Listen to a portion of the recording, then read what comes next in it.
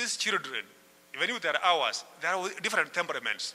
We have to learn and know the temperaments of which child, So that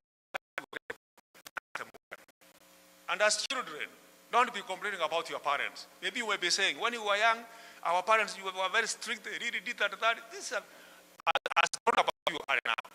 Who knows to about you? Maybe they were also human beings. They're also trying by that time to ensure to be the way you are.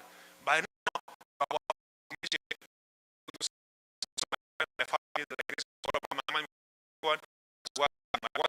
no, you have a choice to make.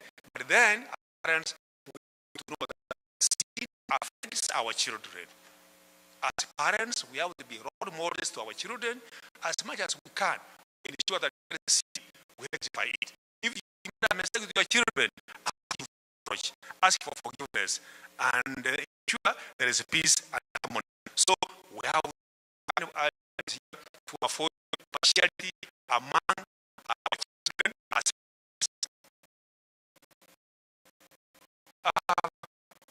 number two, have drastic consequences. I'm trying to highlight what we learned from the story we saw. Small choices can have drastic consequences. By sharing his birthright, so smoothly that way, it was not a war. It was very, I don't mind. You take it. You swore.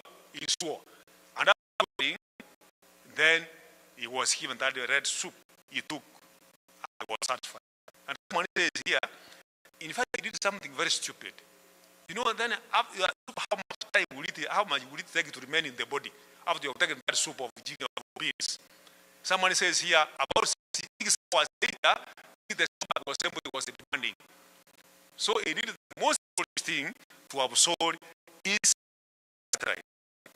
This is really what me impressed me so much. Teachers don't work in life and you have never teach announcing now I'm trying to test you to understand. Now we have never seen teachers like that.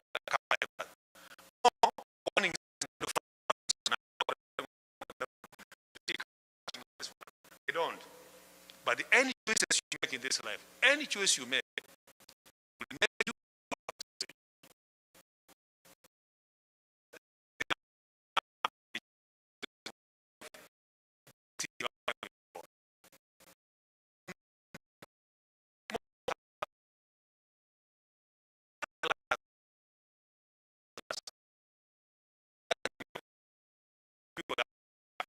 land of challenges. This world is a land of challenges. We are made planters, but we have still chance before God. So we are being asked, we have to take ensure any choice we make is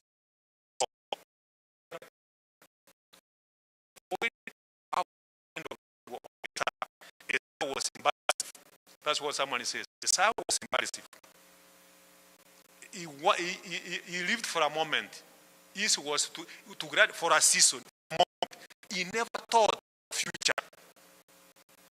In fact, let us avoid such behaviors among ourselves. Don't overwork. Don't do things you short-lived after a while. They will affect you. Something you do only one minute, but one thing that affects your life. Just a single minute, a single night, a single moment would affect your eternity. As a sow, after selling his birthright, as we shall see downwards, he regretted. So we have to be very careful on the choices we make. If they break you or they make you.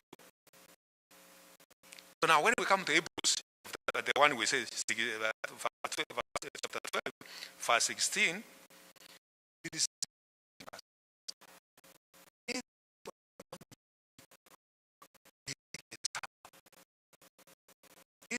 later man as you are reading, mean inclusive.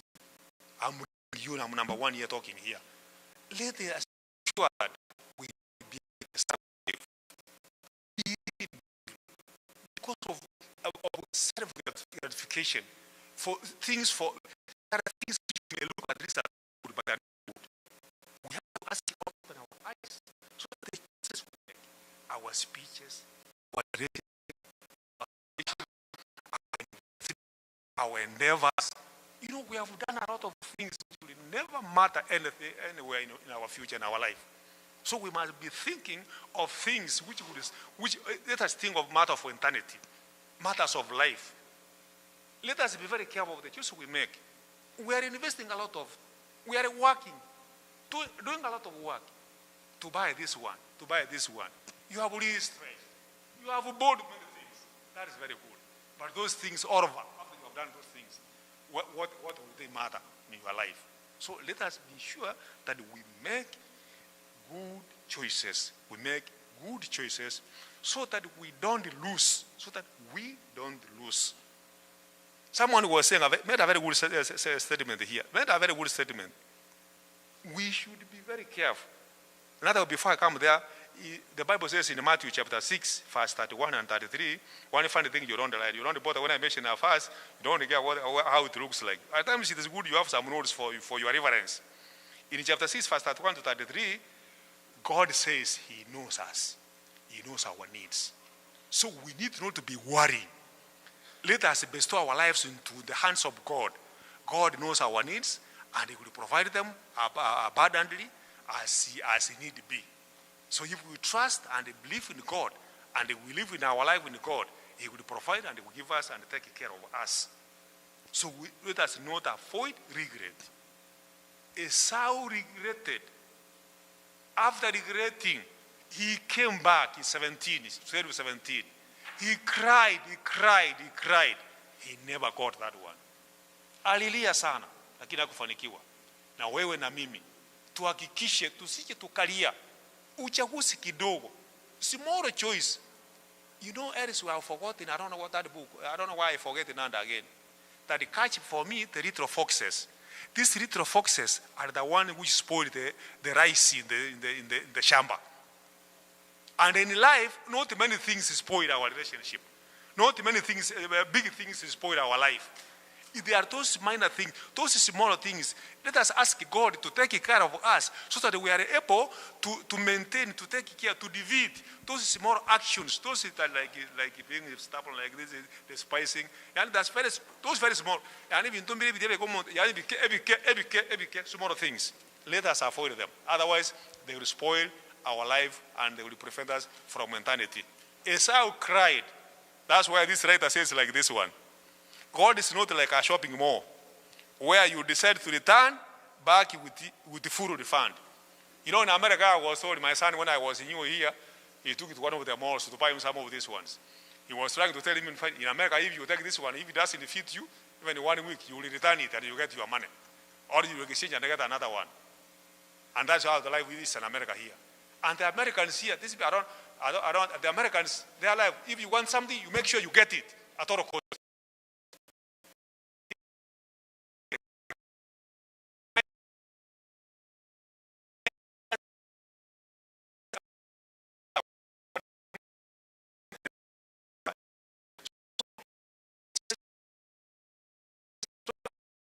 So that we are able to make good choices in this life.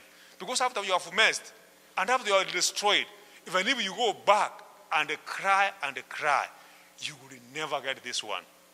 Let us not be crying for lost opportunities. Most of us, let us do our SWOT analysis. Now, SWOT analysis of your life. Look for those opportunities. Use those opportunities. Avoid those threats in your life. And use the strengths to build up so that you will become strong in the Lord. So, our choices matter a great deal. Number 3, it is easy to mistake as essential that which really is not. It is easy to mistake as essential that which really is not. Esau thought he needed the food. He needed that red soup. But it was not. It was not. Yeah? His essential need by that time was to seek God's purpose. But he abused that one. So most of us, it matters dealing with godliness. matters dealing with the righteousness. To most of us, we see these are the simple things. Matters with eternity, we do as eternity is far. We still come. Let us do these things first before there. We are trying to think as if eternity is future. And because of that, we are losing that opportunity of building ourselves in the Lord. So Esau mistook. So he traded his soul for a bowl of soup, of soup, and they perished. Likewise to us, let us also ensure that we don't fall victim, that we set our opportunities for things which don't matter. You can see when the people Moses was reading from Israel on the way to Canaan. This is what happened on the way, and that's why most of them never went to Canaan. They were complaining if they don't get food, if they don't get water, if they don't get shelter, they will go back to Egypt. They thought food, shelter, and water were very essential. They forgot the pillar of light, which was guiding them, which was God. They really troubled Moses, and that's why they never reached Canaan. And after all, even if they were still on the journey to Canaan, they were not really ready to go to Canaan to take over that land. And even if they wanted to talk, they were saying they wanted to take over, they never wanted to go and take it over so that they can continue to praise and thank God. But they wanted to take it for their self-use, for selfishness. They were trying to take it for the comfortable materials they could be gaining from there. Because they were told Canaan is a land of plenty, there is milk, there is fruits, whatever is fertile. That's what was in their heads. And they know they were the sons and daughters of God, so they wanted to go there and apply it among the neighbors, that we were a unique kind of people, read by God and the like. So they wanted to, that's why they never saw the essence of taking that Canaan.